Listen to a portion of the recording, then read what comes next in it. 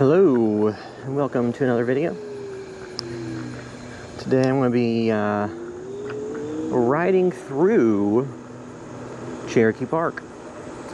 And it's a little bit of an experiment, because if you're not from the area, or you are and you don't keep up, the park was closed to traffic starting in 2020 due to COVID, and trying to space things out. And then they had a partial road closure that had separated things out as a compromise to make it so that the amenities were accessible via car, like the picnic pavilion area and stuff like that, to people that could not get there by foot, and to help alleviate some of the traffic issues that arose in the neighborhoods surrounding the park. And then recently they had voted to fully reopen it as of September 6th, Monday, September 6th, which was also Labor Day, and that is today. So I was going to ride through and see what things look like. A little surprised that the entrance to this portion was still closed.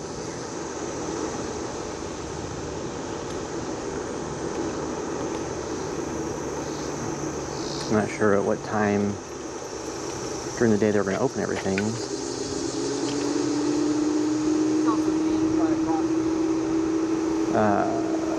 But so I figured I'd ride through and see how it turns out. But with this section not being open, this was the part that really to me was the most, well, I guess people are getting through somehow.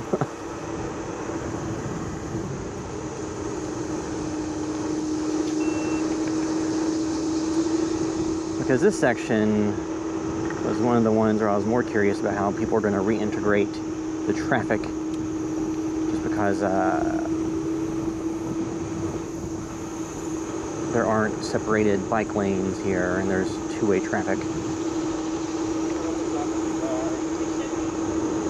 In other parts, they have one-way traffic with a pedestrian lane.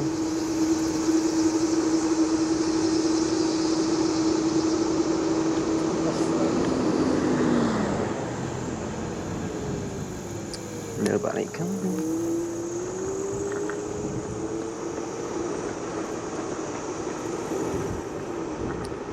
We'll see how this goes, if everybody behaves properly.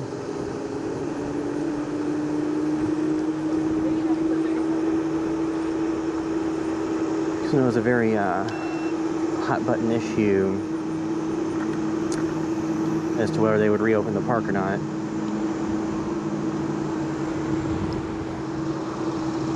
And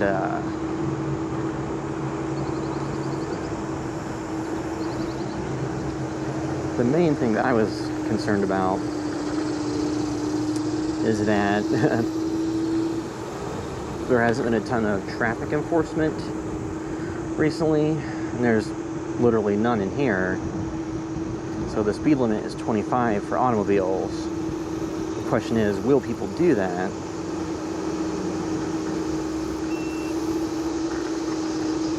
Or will that not be fast enough?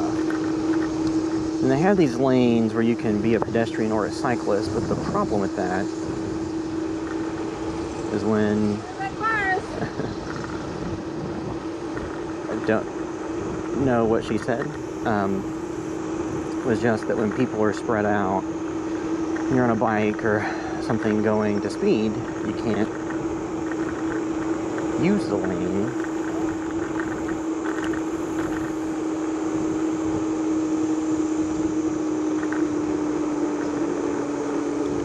So you have to ride in the oncoming, or in the lane for cars.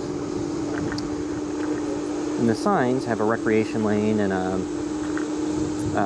car or cycling lane. My concern was just, will people actually in cars be courteous to people on bicycles? Or this is a e-scooter. It's a Segway 9-bot Max.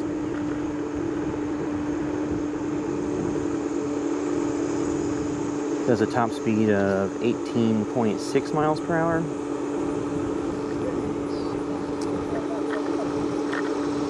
And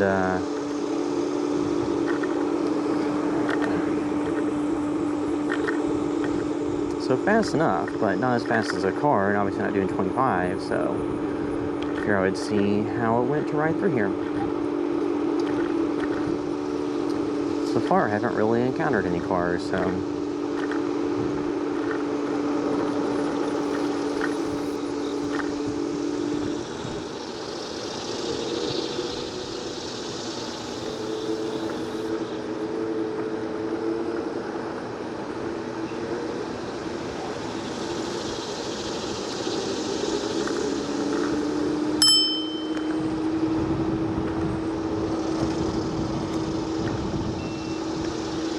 I was curious how this was going to work out.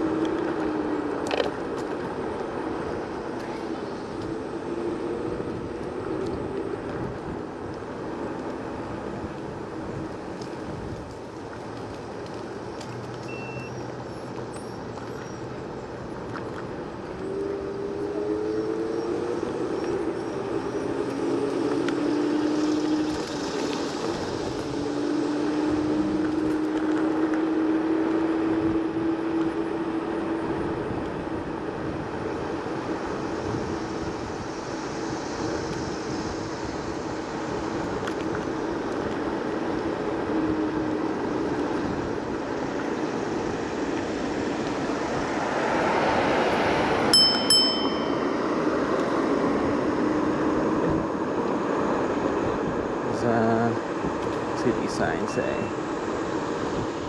I think these are still the signs they had up before. I don't know if you can see on the road, but they had these like separated cycling lane things on the street that are no longer valid, so they've been removed, or not removed, just painted over. And these are the areas where I have wondered how cars are going to reintegrate. Because personally, if I'm driving through a park, I tend to slow down for cyclists and pedestrians, but some people who are using them as a cut through instead of, you know, sightseeing or going to a location within the park, will roll through doing, you know, their average 15 miles per hour the speed limit.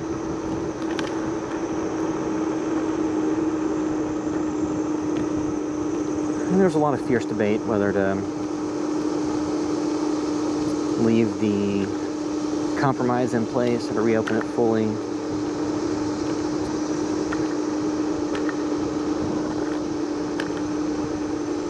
Because the section we're heading to, this road was open and accessible when the compromise was in place.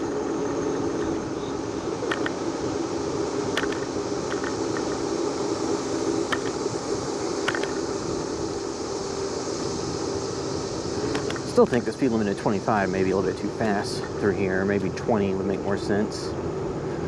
And the problem is the people that are going to speed really wouldn't pay much attention to that anyway, but there's the fountain.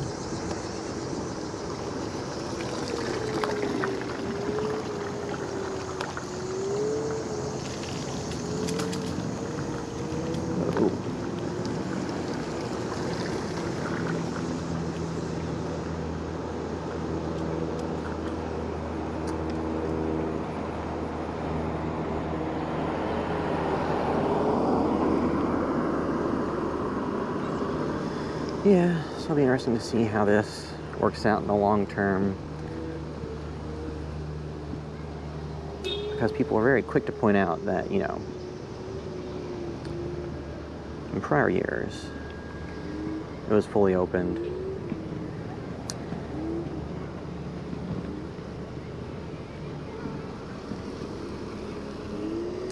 I just have concerns that when people haven't been riding through here frequently in the past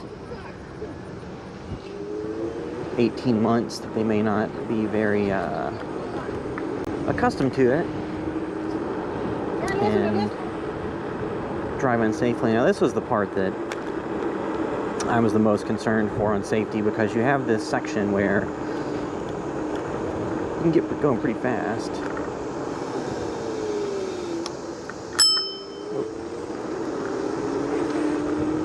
And people do tend to spread out.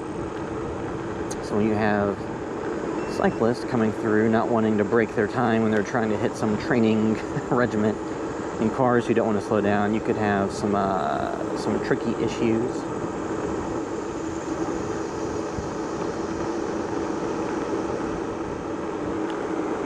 And two, this is not the widest section of road.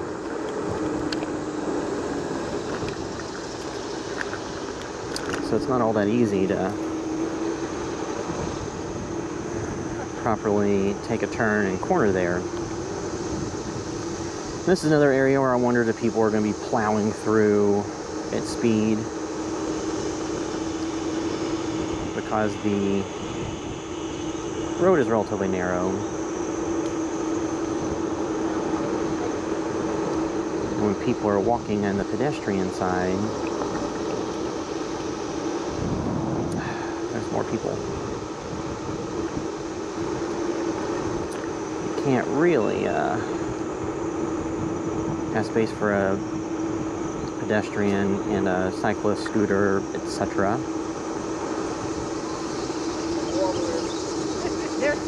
And then just the concern is, will people actually be courteous and not drive down your throat?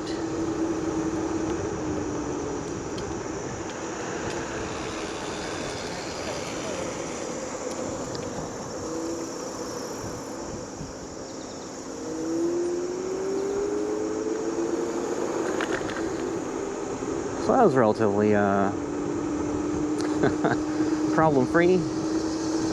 But it's also the first day it's been opened, and it's still relatively early. It's before noon. I assume that on the weekends this may be more crowded. And these are roads where there is no, I mean, there's this tiny shoulder that doesn't leave you much space,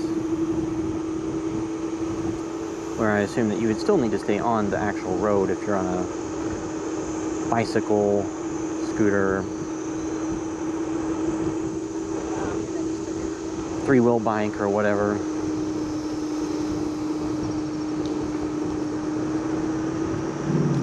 It's one of those things where personally I thought that the solution, the compromise they had, worked pretty well. It gave people vehicle access to all the major amenities. The only thing you really couldn't do is ride through the park itself. I do wonder, the entrance having those, having the blockade things still in place, if that was somebody just pushing those back out there. Because it looks like all the other ones have been removed.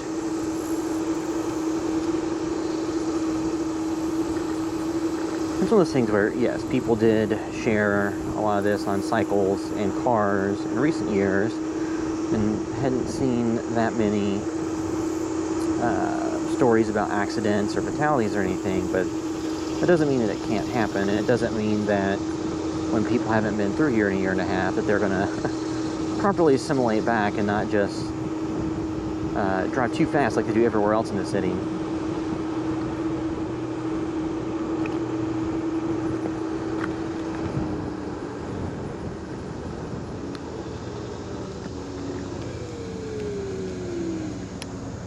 I guess it's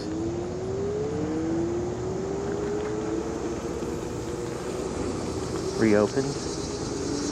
But all the wildlife is gonna